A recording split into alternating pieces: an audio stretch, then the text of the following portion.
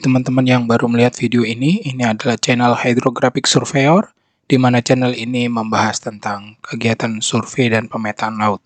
Bagi teman-teman yang ingin mendapatkan update video tentang survei dan pemetaan laut, silakan subscribe dan tekan tombol notifikasinya. And for those of you who are in other countries, you can change subtitle by your own language.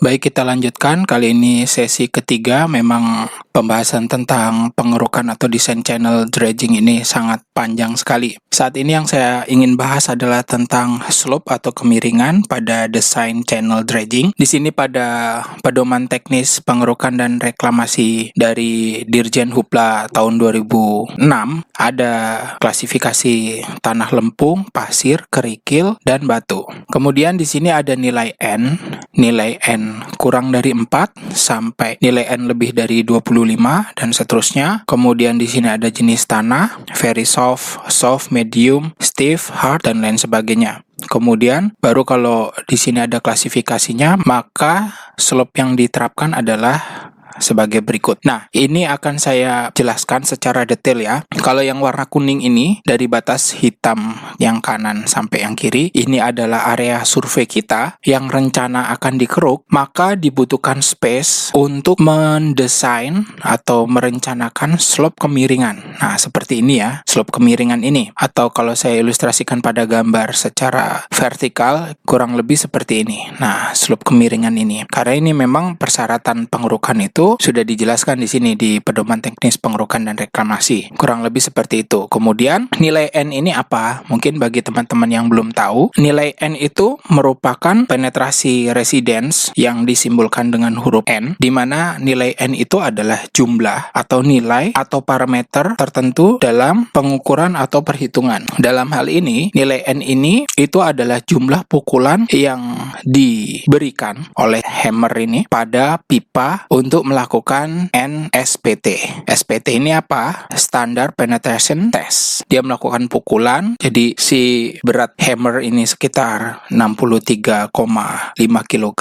Kemudian dia dipukulkan ke dasar tanah. Kalau nilainya kurang dari 4, jadi dia akan dipukul sampai dia menancap ke tanah. Setiap 15 cm dia akan dihitung. 15 cm menancap ke tanah itu dia dibutuhkan berapa kali pukulan.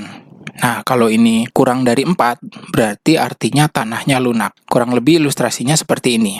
Nah, ini ada palu, ada hammer ya. Dia memukul dengan palu yang sama, kekuatannya sama. Jadi, dia memukul dengan alat yang sama, kekuatannya juga sama. Kalau si palu ini memukul kue ini, roti, mungkin 4 kali pukulan, roti ini akan cepat hancur atau cepat penyet dia. Sementara si palu ini kalau dia memukul batu ini, bisa jadi dia karena saking kerasnya si batu, itu dia bisa 40 kali pukul misal, baru si batu ini hancur. Nah, si NSPT ini itu kurang lebih seperti itu. Semakin sedikit pukulan hammer ini menuju ke 15 cm, dia pukulannya sedikit, berarti si tanah itu analoginya adalah tanah lunak. Sementara semakin banyak pukulan menuju ke 15 cm itu semakin banyak, maka tanah itu adalah jenis tanah yang keras. Nah, cuma karena kita ini hydrographer atau melaksanakan survei pemetaan laut, kita biasa menggunakan klasifikasi yang berjenis ini aja.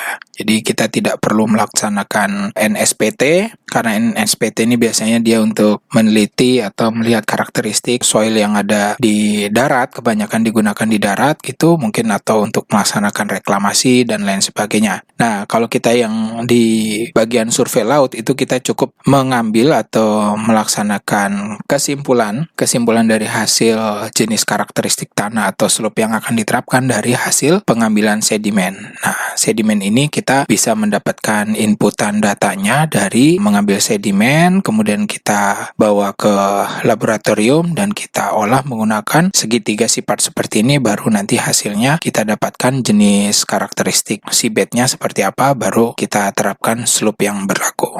Nah, kita kembali lagi ke masalah pengurukan, sehingga pada saat kita melaksanakan desain keruk, seumpama setelah kita ketahui area yang kita survei jenis seabednya lumpur lunak gitu, kita dapat peraturan 1:4. Kita terapkan 1:4. Nah, desainnya atau ilustrasinya kurang lebih seperti ini.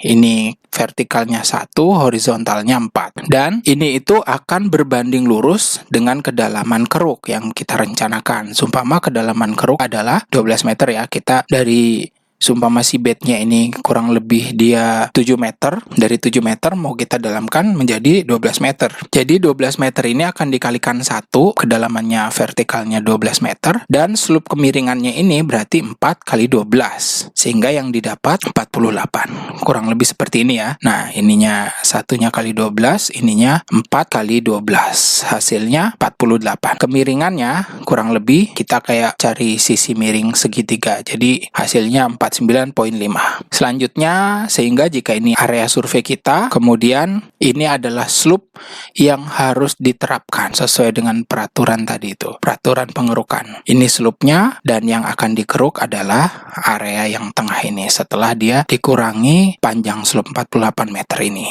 Jadi teman-teman nanti jangan salah hitung atau salah sangka gitu, sumpama area kita ini segini kok dikeruknya itu hasil volumenya itu berbeda. Tentu saja karena dia sudah dikurangi dengan kemiringan slope ini. Oke, cukup segitu. Ini saya rasa penting karena pengetahuan slope ini tidak semuanya dapat atau semuanya mengerti. Biar nanti teman-teman melanjutkan ke video desain channel yang di sesi 4, itu teman-teman tidak akan kebingungan terkait perhitungan volume keruk. Kita lanjut ke video berikutnya.